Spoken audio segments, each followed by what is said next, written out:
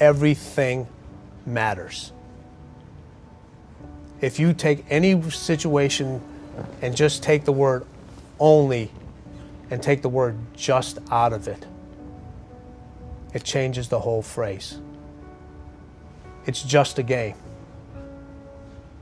It's a game. It's only a job. If you feel like this is only a job, before this interview is up, I advise you to get up and leave right now. Because there's somebody else who'll fill this seat up and take that job and turn it into a career. Be careful of those words, trap words. I'm just going to smoke one cigarette. That shows you their preparation from a mental standpoint of how weak they really are. There's so many individuals out there that are so talented in different things that never accomplish anything. Okay, the world is filled with talented people. You know a lot of them yourselves, okay, and they never accomplish anything. With talent has to come preparation, has to come action, has to come development of being able to take those talents, take those skills, continue to develop them, continue to sharpen them physically, continue to sharpen them mentally, because at some point your physical talent is going to diminish as a professional athlete. That's just a fact, okay? But what keeps that competitive edge, what keeps you on top, is the ability to think and prepare mentally over and over and over again. The body has limitations, the mind does not. We focus so much on what goes on from the neck down that we forget it all starts from here. Everything starts from here. If you're not mentally ready, you're never really physically prepared. And that's where the preparation starts. I firmly believe that everybody in this room, everybody on this planet has a gift. It's your job to figure out what that gift is. Then it becomes your job to decide whether you're going to act on that or not. Everyone sees the work that you put in, but it's what you don't see is going to determine how far you're going to get. I hear stuff all the time. People say, oh, look in the mirror and you'll see why you're not succeeding. I don't believe that, okay? It's what you don't see in the mirror. That's what's holding you back. It's what you're not willing to see is why talent is not enough. And when you finally see it and accept it and decide to work on it, then you can take that next level. What would your advice be to that 16-year-old kid who's staring in the mirror, does not like what he sees, but is still running from adversity? Well, my biggest advice to him is that, first of all, he won't like what I say to him, because I'm going to say the exact opposite of what the world, today's world, is saying. So we read a bunch of books nowadays. As humans, we want to find out how to be someone else. What we don't do is we don't go inside. So literally turn yourself inside out. Read the book that's in, like we're writing a book every day of our lives, but we never read that book. So what I would challenge this young man or young woman to do is you have to look inside of yourself to see what you really want. What are you passionate about? We use these words and these little phrases of only the strong survive and all this other crap. They're all just fucking words. I get so tired of hearing people just talking. Like right now, someone may think Goggins is just talking. You don't know me. So when I speak from passion. I speak from experience. I speak from suffering. I have to tell this young man or woman that the only way I believe, and this is just my experience in life, the only way you're ever going to get to the other side of this journey is you have got to suffer to grow. To grow, you must suffer. And some people will get it and some people won't. But they have to see what their journey is to start their journey. Several people live to be 100 years old and they have great lives and they have great kids. Their kids go to college and all sort of stuff. But somewhere in their life, there was a point where they had a decision to make. They can go left or right on this path. Left was the easy route. Right was the hard route. A lot of people take the easy route. And they had a good life that way, but the better life was going to the right side. And you may have 20 years of pain and suffering to get past it, but a lot of us die never truly starting our journey. And I would tell this young person, you got to start your journey. It may suck, but it will come out the other side where you're coasting. We are all great. No matter if you think you're dumb, no matter if you think you're fat, no matter if you are fat, no matter if you've been bullied, or no matter if you just got back from Iraq or Afghanistan and you have no legs or your arms or whatever, man, we all have greatness. It just, you got to find the courage. You got to find the courage to put your Bose headphones on and silence the noise out of this world and to find it.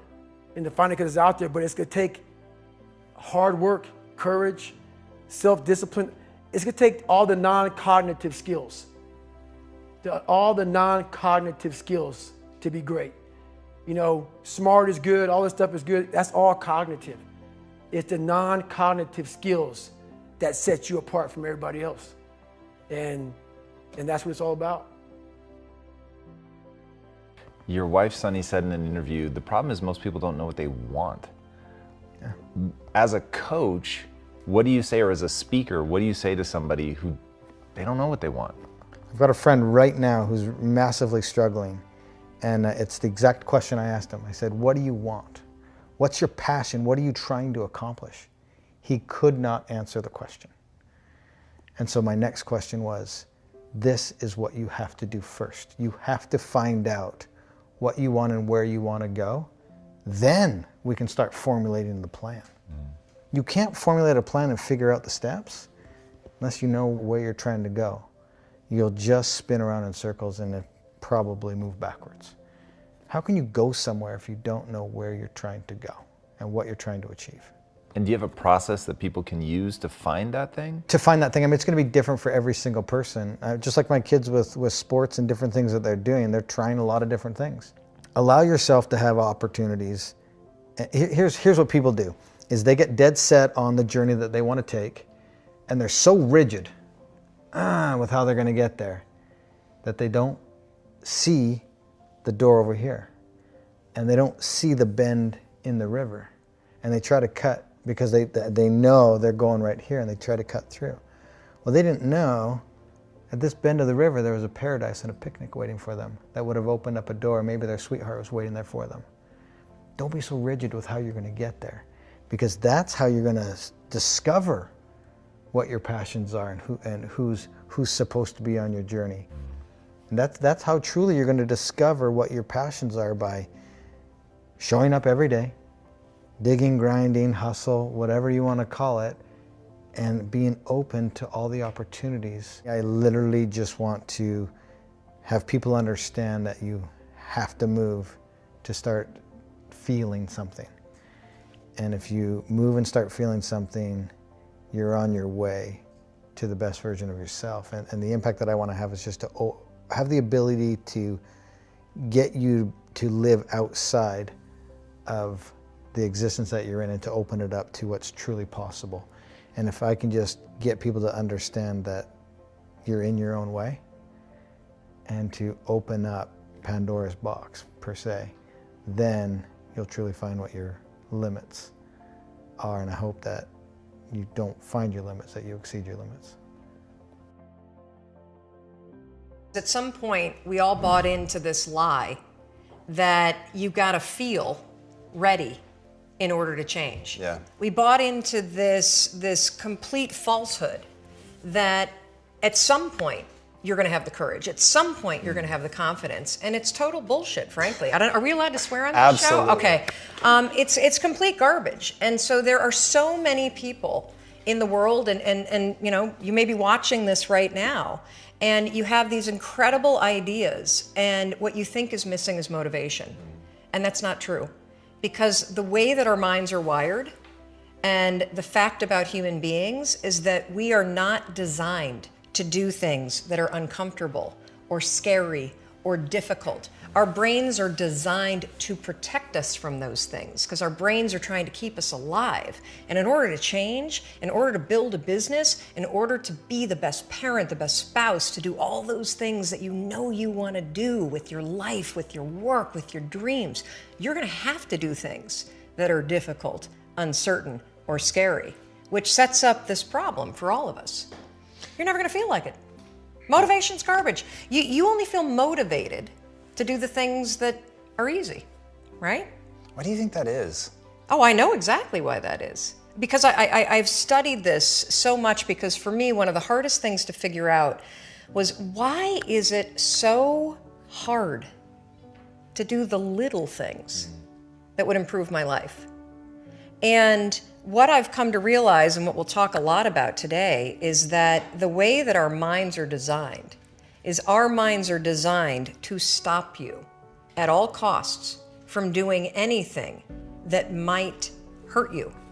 And the way that this all happens is it all starts with something super subtle that none of us ever catch.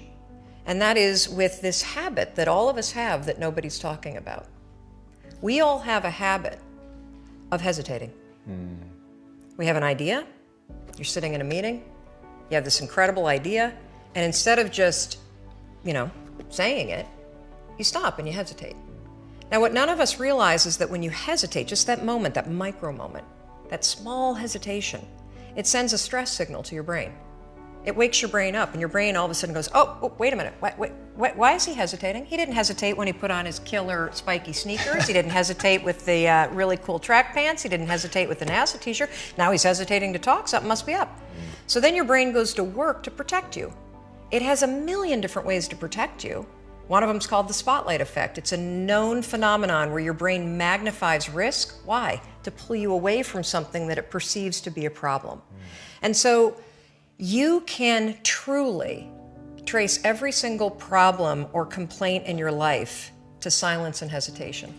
Those are decisions. And what I do, and what's changed my life, is waking up and realizing that motivation's garbage. I'm never going to feel like doing the things that are tough or difficult or uncertain or scary or new. So I need to stop waiting until I feel like it. And number two, I am one decision away from a totally different marriage, a totally different life, a totally different job, a totally different income, a totally different relationship with my kids. Not like one decision, I'm divorcing you in the marriage example, but one decision on, you could be having a conversation with your spouse and you feel your emotions rise up, and within a tiny window, those emotions can take over and can impact how your marriage goes. Or you can learn how to take control of that micro moment and make a decision to act in a way that actually shifts your marriage. Your life comes down to your decisions, and if you change your decisions, you will change everything. There's a lot of push towards being a workaholic, and hard work is a learned behavior. I see it in my team. There's people that come into I've seen it in the thousands of employees I've had, which is the closer they are to the sun, the harder they work. And I'm like, aha. And so I definitely feel like I learned hard work by watching my parents. And so it's why I talk so much about hustle. Because it's one of the things that people can actually adjust and turn to. I watch people give advice completely predicated on natural talent and DNA, and I'm like, look, I get it. I can throw a football every day for 9 hours a day. I'm just not physically built to be competitive at the highest levels. So yeah, I do think, if anybody watching right now, if there's anything they take away, it's look, you're gonna only be so pretty. You're only gonna be so smart. There's things that are gonna be natural, and then there's things that you can actually control. I do believe, and I don't know if I'm right or wrong, I don't, but I do believe that work ethic is a taught behavior. It's something you do have more control over. And yeah, I think, and you know what really sealed the deal for me? Getting healthier. I was 38 years old and it didn't come natural to me. It didn't come natural to me at all. I hate the gym. I hate it now. I hate it. I don't like it. I don't want to do it. But but I knew it was important. And somewhere around midway through being 38 years old, I got serious. I figured out my system. I made the financial commitment, and I've won, right? And I'll never lose again, because the system was I needed to be accountable to another human being. So it was about Mike and now Jordan and whoever else is my trainer. I'm doing it almost weirdly more to not let them down than to, and so that was the shift. And so I feel like there's a shift that can make people work harder. The big one that I push is you're gonna die. Like if you're like to me, life is broken down into complaining and not. So if you're not complaining, well then I have no advice for you. I'm pumped. Like you did it. Like I have friends who make $42,000 a year, work 9 to 4, kind of, with an hour and a half lunch and 45 minutes of YouTube and 10 minutes of bullshitting and an hour of complete wasted time in a meeting. So they're kind of working like 6, hours a week, right? But they're pumped. Right. And they text me, these are high school friends, and they'll text me like how happy they are to be the coach of their kids' baseball team. And like that's amazing. Like that seems very obvious to me. That's right. Like, what's super weird? I'm actually weirdly envious. It sounds cool, like in theory, right? Grass is always greener, right? Like far less pressure, like all that time with my kids, oof, that would be cool. Like there's just like all these things that I can justify. So to me, but I have friends who have $100 million in the bank because of Facebook's IPO, who complain, who are still hungry, who want to do even more, who will complain to me because they know I work a lot about no work-life balance and they don't get to spend enough time with their family. And I'm like, you have $100 million. Like you could stay home. Like you're in control. Like you don't complain about it. You've made that choice. Don't bullshit me. Like you want to spend more time with your family? Spend more time with your family. This is back to what we said about keyboard warriors. I'm trying to be very careful about what I'm saying versus what I'm doing, because that's how you get exposed. And I don't mean like people calling you out and being like, you suck. I mean to yourself. I don't want to be exposed by myself. It's looking yourself in the mirror and saying like, am I doing this right? So to me, there's so many people that are talking shit about how big of an entrepreneur they're gonna be and how much they're gonna achieve, and they don't work on weekends. I worked every Saturday of my 20s. And I talk to 20-year-old entrepreneurs every single day. Lately, I've been saying to them, this Saturday, you're gonna have more time off than I've had in my entire 20s on a Saturday. So before you tell me how you're gonna be bigger than me, start thinking about what you're actually doing.